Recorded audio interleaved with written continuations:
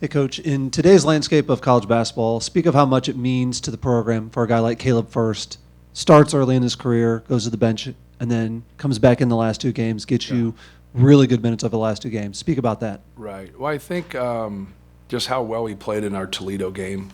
You know, we were better with him on the court, and I think sometimes that you don't have the hard stats to show that, but you have the results of your team is just playing better while you're out there, and I think that was something I didn't think we had, just that overall physical presence, and I thought it was kind of perfect timing because Dawson Garcia causes problems if you can't move your feet and you can't handle him physically. So I thought he did a good job matching up to him, and then I thought he did a really good job matching up to Martinelli tonight and just trying to use his size and his quickness and just overall physicality with those guys.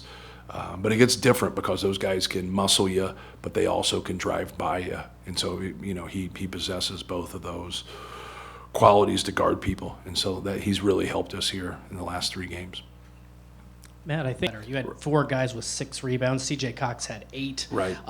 Do you feel like they're starting to embrace that? Is that getting to where you want it to be competitive in the Big Ten? Yeah, it's been better the last couple games. And that's what, you know, I think each team that you play causes different challenges. And then some people cause different, like Maryland caused some real challenges on their front line just with that, you know, elite size. But like I thought our guys were good tonight. Anytime we can out-rebound somebody and have fewer turnovers, we've been really successful. But yeah, our guys were around the ball, and obviously CJ had 8. Barnheiser and Martinelli needed 23 shots for 21 points, turned it over 10 times. Just what did you like most about this team-wide defensive performance that seemed to involve Yeah, well, pretty much everybody? we might have overdid it a little bit, but we were just scheming to keep them out of the paint, whether they were ISOing us up top, which is harder to scheme against, but when you get on the side, it's a little easier to scheme.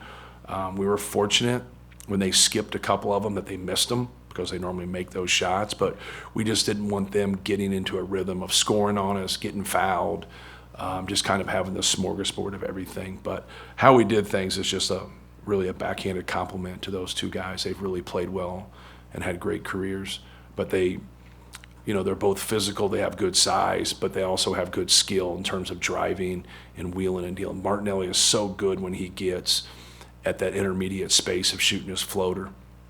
And then Brooks is just like a big guard. And but they put him and they kind of force that 3 or 4 to handle him. And he has good positional size, but he's quick and he can make plays. He can make pull-ups, he can shoot fadeaways, he can make threes, he can drive it, he can get on the glass. So like that was something we're just trying to make it hard for them and have active hands and not let them kind of get to their sweet spots. CJ probably giving up 8 or 9 inches when he's guarding the ball on Brooks, but he did a good job getting the ball out of his hands. What did you like about him? And then also kind of throwing Miles into that role similarly. Yeah, well, we didn't think much of it in terms of like when they get us in the post because we thought no matter what guard we put on them, they were going to have a size advantage, and we were going to switch so they wouldn't get any action out of that to where they were getting open shots. So we knew they were going to get to it and force switches or force you to play from behind, and we didn't want to play from behind, so we didn't worry about the matchup. We just told CJ to try to pressure him as much as possible when he's out on the perimeter or he's bringing the ball up the court. But we were going to switch it, and then when we had those matchups, we wanted to stay square on them until they started to dribble down and turn their back, and then we were going to come with a double. They did a good job of diving a couple times and took out our guy that was supposed to rotate. And so, like now, when things of that nature happen, you got to be able to make that next play. But they didn't get to that a lot. They got to it some. But I liked it. Obviously, it was successful. We obviously forced a lot of turnovers there.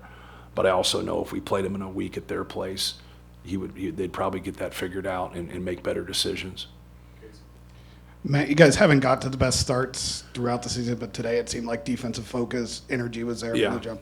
Is there something to bottle that up and carry it with you on the road next week? Yeah, the one thing that sometimes good starts, like you get good shots and you miss them. You got to let them know that the scoreboard doesn't say it's a good start, but you've taken good shots. So you try to get them in from a process-based, but there's no question that it helps when the ball goes in.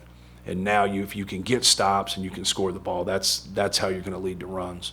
And that's what you want. If you can get a run in each half, you're normally going to win the game. If you can get a 10-12-0 run in each half, you're going to win the game. If you can get one of them, sometimes it's a difference maker. But that's what we, are always trying to do. Sometimes it just doesn't come off that way. Coach, how would you evaluate Braden Smith's performance today? It seemed like he was everywhere. Yeah, he's a good player. He allows us to do a lot of different things in ball screen offense. With his ability to pass the ball. It's not the easiest thing to do to make those pocket passes to Trey Kaufman the way he does. But to me, for him, it all starts with him being hungry and shooting. So when he dribbles down and shoots, or he doesn't pass and shoot in those situations, we encourage that. We think those are high percentage shots, but it also keeps everybody honest. So now when those guys are hedging or they're switching or they're getting out, we just have to make the right reads. And when he's making the right reads and being aggressive, we've had a lot of success. But I thought he was really good. Obviously, he's had some high-level games here in terms of his own stats. We don't take him out much, and he sticks in there. But he had a couple too many turnovers tonight. And anytime you're dealing with a great player, you really pick at him because the great ones can always make adjustments. And sometimes he gets frustrated with some things, but great ones get frustrated too.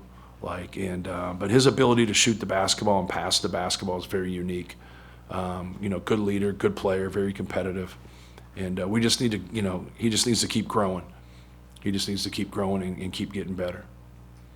Yeah, it seems like with Jakari and CJ in the last couple of games, when they've gotten a defensive rebound, they're really ripping and going and pushing. Right. Has that been a point of emphasis with them when they're the secondary ball handler on the floor? Not really. They're just kind of doing it, and that's good because it shows that they're getting more comfortable out there, And it's not sometimes when you see guards, and it's not that we're not confident in them. It's just the fact that Braden's so good in the open court. So now getting it to him, we do drills in terms of working on our outlets. But when they do get it in that drill, they're supposed to push and then advance to him. And I think it was Toledo. He had a couple threes where he was the recipient of that, where he's running on the break and just catching it and shooting the basketball. But I thought Jakari, especially that drive he had, I thought he looked kind of more comfortable out there. And then CJ, anytime you start or anytime you get to play more, it should boost your confidence. It should help you get comfortable while you're playing out there. And sometimes it takes a while to get comfortable while you're out there, especially if you get spot minutes or inconsistent minutes. Cool. Thank you.